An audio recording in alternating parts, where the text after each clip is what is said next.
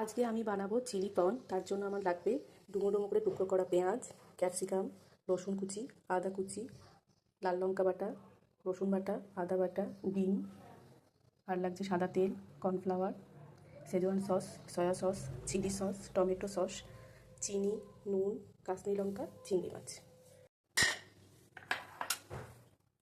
প্রথমে আমি চিংড়ি মাছটাকে মিক্সিতে দিচ্ছি পেস্টের জন্য।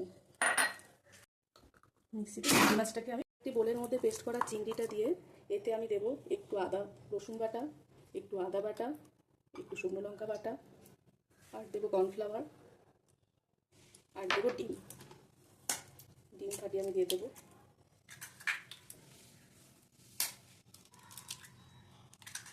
এবার এটাকে ভালো করে মিক্স করে নেব। আমি সামান্য নুন দিয়ে ভালো করে মিক্স করে নেব। এখন আমি দেবো কড়াইয়ে সাদা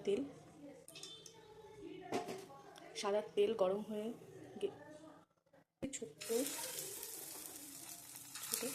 সাইজের বড়া বানিয়ে নেব। এরকম সাইজ করে আপনারা চিংড়ি মাছের পেস্টটাকে ছোট ছোট আকার করে ভেজে নেবেন।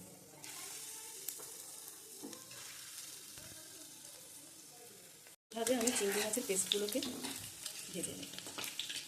ভাজা হয়ে গেছে, এবার এগুলো করে তুলে নেব। সে পেস্টটা আমার ছোট ছোট করে বড়া করে ভাজা হয়ে গেছে। তেল গরম হয়ে গেছে, এতে আমি দেবো রসুন কুচি, আর দেবো আদা কুচি, দেবো আদা বাটা, রসুন বাটা, শুকনো লঙ্কা বাটা। এটাকে আমি একটু নেড়ে নেব।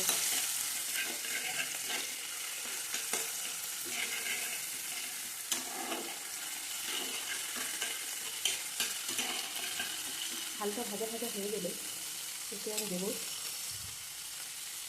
টমেটো সস, দেবো শেজওয়ান সস,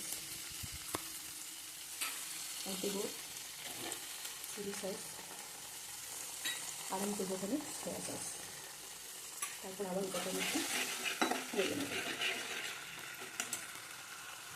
কালার চলে এলে এতে আমি দেবো ডুমো ডুমো করে কেটে রাখা পেঁয়াজ কুচি,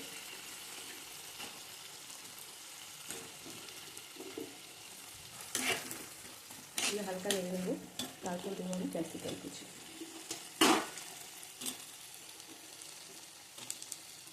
এইভাবে আমি সমস্ত একটু নাড়াচাড়া করব। আমি দিয়ে দেবো এর মধ্যে ভেজে রাখা চিংড়ি বলগুলো দিয়ে এবার আমি করে নেব।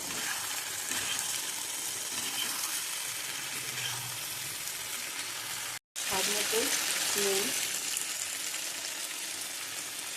আর দেবো চিনি, আপনারা যে যেমন খান সেরকম দেবেন, আর দেবো কাশ্মীরি লঙ্কার গুঁড়ো দিয়ে আমি আরেকবার ভালো করে সমস্তটাকে মিশিয়ে দিই।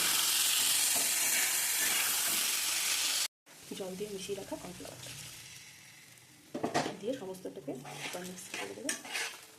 সমস্তটাকে মিশিয়ে নেবেন।